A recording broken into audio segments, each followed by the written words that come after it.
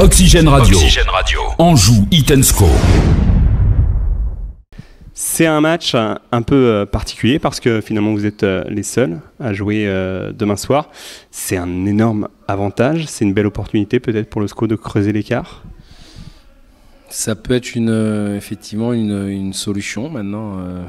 Comme avant chaque match, il y en a 3. Soit on va profiter de ce match-là pour prendre 3 points, soit on en prendra un ou soit on n'en prendra pas. Voilà.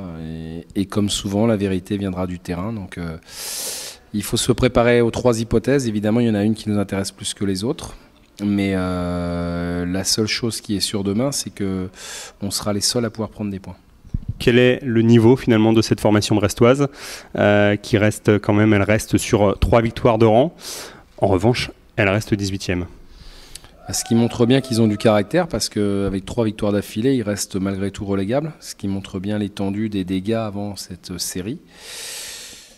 Voilà, après leur niveau, actuellement il est bon en termes de résultats.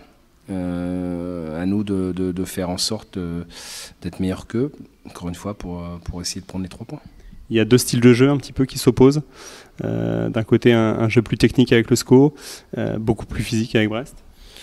Non, je dirais pas physique, plus direct peut-être, mais je crois que c'est lié surtout à l'état de leur terrain actuel qui fait qu'ils sont certainement obligés de sauter un petit peu les lignes et le milieu de terrain du fait que le terrain n'est pas avantageux pour poser le ballon. Après, je vous dis, de toute façon, il n'y a pas de style meilleur que les autres. Celui qui est bon pour une équipe ou pour un coach, c'est celui qui gagne. Donc actuellement, ils utilisent la bonne méthode, ils ont la bonne méthode, ils ont la bonne organisation. Bon, à nous de faire en sorte d'enrayer ça et de trouver la parade pour pouvoir les battre. Inquiet du côté du terrain parce qu'il ne faut pas s'attendre à un billard là-bas. Pas inquiet, mais bon, c'est vrai que c'est jamais agréable de se déplacer lorsqu'on sait qu'on va assister à un combat, parce que ça va certainement être ça compte tenu des conditions en termes de qualité du terrain. Oui, c'est vrai que moi je préfère que les débats soient ailleurs. Maintenant, il faudra s'adapter. C'est le plus important, c'est de s'adapter à la fois aux conditions et au terrain. Voilà, donc j'espère qu'on aura l'intelligence de s'adapter et surtout la capacité à trouver la bonne formule pour gagner.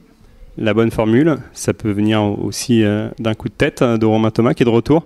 Ça fait du bien, il revient de suspension. Là, j'imagine que pour Stéphane Moulin, c'est quand même un soulagement parce qu'il n'y avait plus beaucoup de choix derrière. Et là, ça fait un choix en plus déjà. Oui, et puis surtout, il était sur une très bonne dynamique lui aussi. Mais bon, encore une fois, les joueurs qui l'ont remplacé, voilà, que ce soit lui ou les autres, ont fait le boulot. Donc, je sais que quand on n'a pas toutes nos armes, bon, évidemment, on peut penser que c'est plus difficile, mais je sais aussi que je peux compter sur tout le monde. Donc ça, c'était important. Maintenant, évidemment, je ne suis pas fâché qu'ils reviennent.